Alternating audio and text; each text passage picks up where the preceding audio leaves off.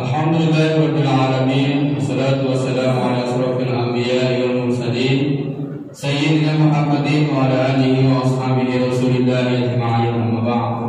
Syukur kepada Allah subhanahu wa ta'ala dan mengucapkan alhamdulillah, selawat kepada baginda Nabi sallallahu alaihi wasallam, dan selalu selawat Allahumma shalli ala Sayyidina Muhammad wa ala ali Sayyidina Muhammad.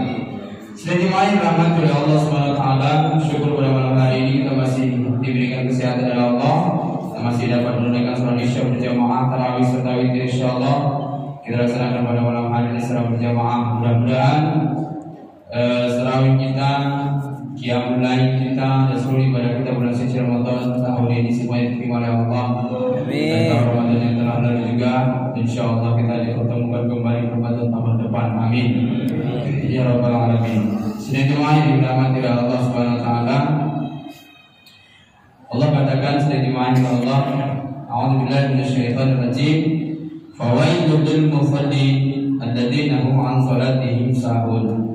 Sedang dimana oleh Allah, maka celakalah bagi orang yang salat. Ya, celakalah bagi orang yang salat.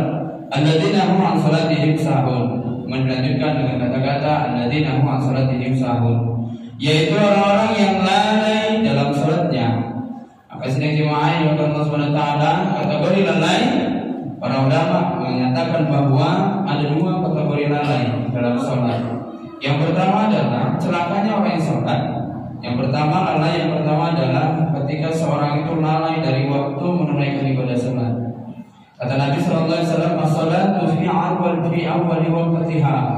Maka salatlah kalian tepat pada waktunya atau di awal waktu. Kasihnya jemaah yang Allah.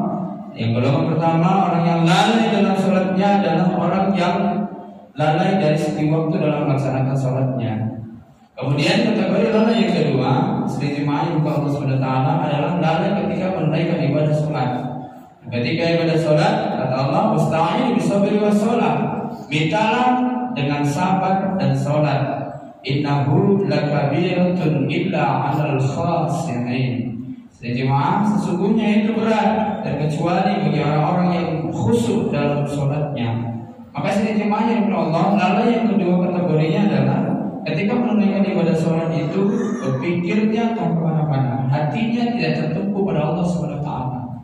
Maka jemaah yang dimuliakan Allah, namun di sini jemaah ada beberapa juga berpendapat bahwa kata Nabi sallallahu alaihi wasallam, ada beberapa golongan orang-orang yang ketika menunaikan salat, ya, ketika salat tapi masih celaka di hadapan Allah. Dia salat tapi masih celaka di hadapan Allah. Siapa yang sedang jemaah? Yang pertama adalah kelompok orang-orang yang salatnya bukan karena Allah. Salatnya tidak ikhlas. Salatnya sedang jemaah yang Allah Subhanahu wa taala dikerjakan karena sesuatu hal. Dikarenakan ingin dibilang orang alim, dikarenakan dia ingin dibilang orang yang dekat pada Allah, dia ingin dibilang orang-orang yang abid, ahli ibadah dan sebagainya. Dia hanya menjadikan sholat itu sebagai simbol menutupi keburukan dalam hidupnya. Maka sholatnya bukan karena Allah, sholatnya dikarenakan segan sama mertua, segan sama menantu dan sebagainya. Nah, sholatnya hanya sebatas pelengkap kewajiban, pelengkap dirinya untuk supaya dikenal sebagai orang yang baik oleh manusia. Sholatnya bukan ingin dinilai Allah, tapi sholatnya ingin dinilai oleh manusia. Sidang jemaah yang dimuliakan Allah, itu yang pertama. Kemudian yang kedua, siapa orang yang sholat itu namun masih celaka di hadapan Allah? Yaitu sholatnya orang-orang yang masih percaya terhadap hukum, sholatnya orang-orang yang syirik pada Allah, sholatnya orang-orang yang masih percaya dengan kekuatan yang lebih daripada Allah Subhanahu wa taala, menganggap ada kekuatan yang lebih daripada Allah. Sidang jemaah yang dimuliakan Allah, begini Nabi sallallahu alaihi wasallam dan bersabda dalam sebuah hadisnya, barang siapa yang menjumpai tukang ramal, tukang sihir, dukun dan bertanya sesuatu kepadanya dan percaya terhadap apa yang dia katakan, yang dikatakan oleh dukun tersebut, maka sungguh dia telah kafir dari apa yang diturunkan Allah Subhanahu wa taala. Kafir bermain.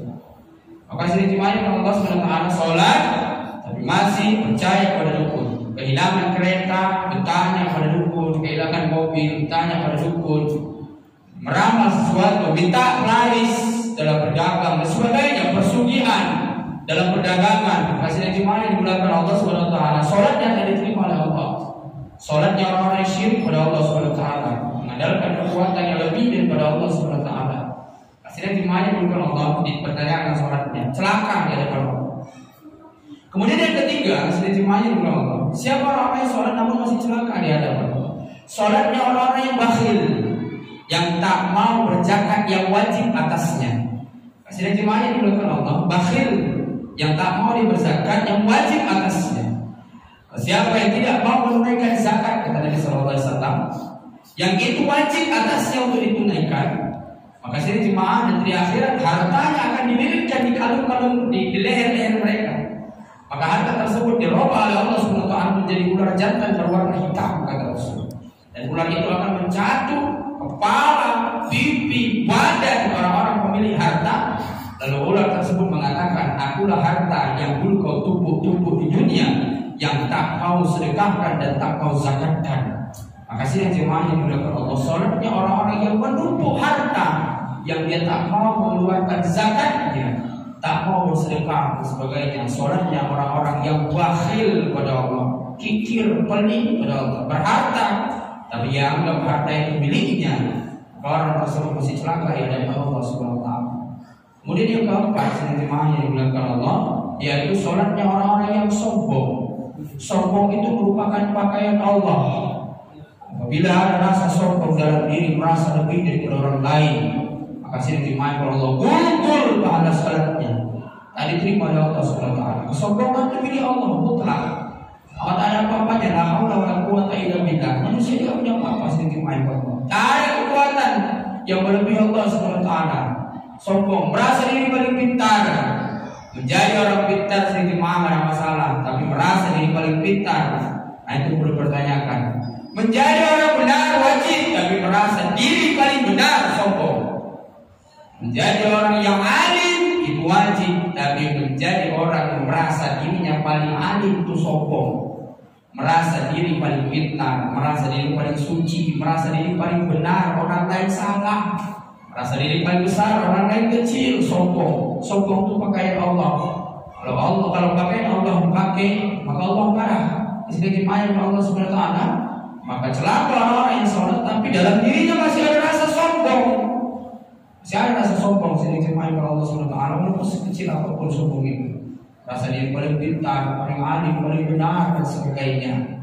Banyak sekitar kita sebagai ayat Allah yang berjanji menyalah-nyalahkan saja, merasa dirinya paling benar, merasa hukumnya paling benar, merasa pemahamannya paling benar, pemahaman orang salah, sombong. Ya Allah Subhanahu wa taala. Yang terakhir yaitu orang-orang yang sholat tapi putus silaturahmi. Kata Nabi sallallahu alaihi wasallam, la dakhulul jannah, enggak akan masuk surga, kata Rasul.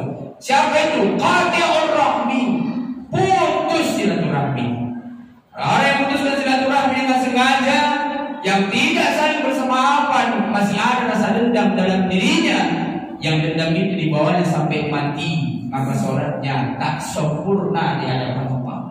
Yaitu orang-orang yang putus silaturahminya, yang mereka tak saling bersamapan, sampai mau memisahkan, masih membawa rasa dendam dalam dirinya, tak bercakapan, tak berseteguran, terus menerus, maka amal ibadahnya diterima oleh Allah Subhanahu wa taala.